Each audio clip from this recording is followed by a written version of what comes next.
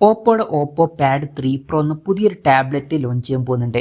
ഈ ഒരു ടാബിന്റെ ഫീച്ചേഴ്സിനെ പറ്റിയിട്ടുള്ള പല കാര്യങ്ങളും ഇപ്പം അറിയാൻ കഴിഞ്ഞിട്ടുണ്ട്. അതുപോലെ തന്നെ ടാബിന്റെ ലോഞ്ച് ഡേറ്റും ഇപ്പം ഒഫീഷ്യലായിട്ട് കൺഫേം ആയിട്ടുണ്ട്. എന്തായാലും ഈ ഒരു വീഡിയോയിൽ നമ്മൾ നോക്കാൻ പോകുന്നത് ഓപ്പോ പാഡ് 3 പ്രോ എന്നുള്ള ടാബിനെ പറ്റിയിട്ടാണ്.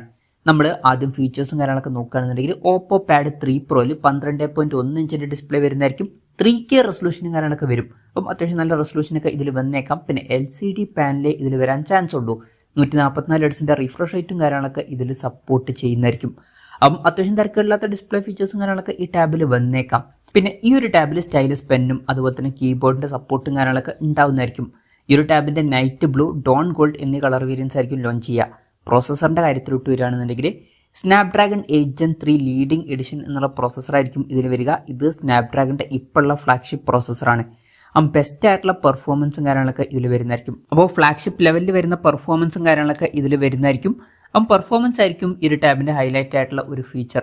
പിന്നെ ഈ ഒരു ടാബിന്റെ ബേസ് വേരിയന്റിൽ 8GB റാമും 256GB ഇന്റേണലും വരുന്നതായിരിക്കും. 12GB റാമും 256GB ഇന്റേണലുമായിട്ട് വരുന്ന വെർഷനും 16GB റാമും 512GB ഇന്റേണലുമായിട്ട് വരുന്ന വെർഷനും അതുപോലെ തന്നെ 16GB റാമും 1TB ഇന്റേണലുമായിട്ട് വരുന്ന ഒരു വെർഷനും വരുന്നതായിരിക്കും. പിന്നെ 6 സ്പീക്കേഴ്സും കാര്യങ്ങളൊക്കെ ഇതിൽ വരുന്നതായിരിക്കും.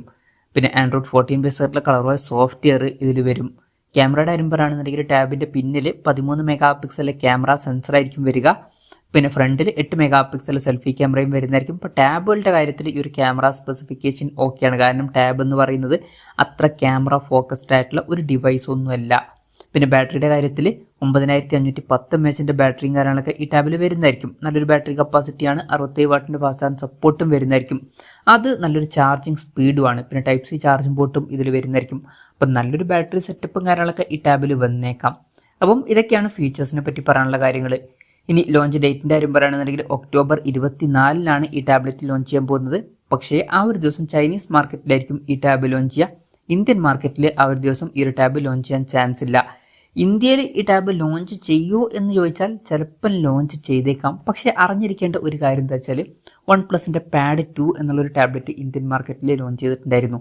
ഈ ഒരു ഓപ്പോ പാഡ് 3 പ്രോ എന്നുള്ള ടാബ് ആ ഒരു ടാബിന്റെ ഒരു റീബ്രാൻഡഡ് വെർഷൻ ആയിരിക്കും.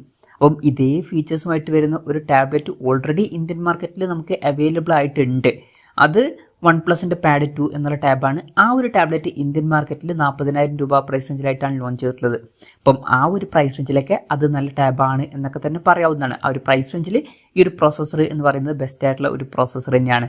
എന്തായാലും ഓപ്പോയുടെ ഓപ്പോ പാഡ് 3 പ്രോ എന്നുള്ള ടാബ് ലോഞ്ച് ചെയ്യാൻ പോകുന്നുണ്ട്.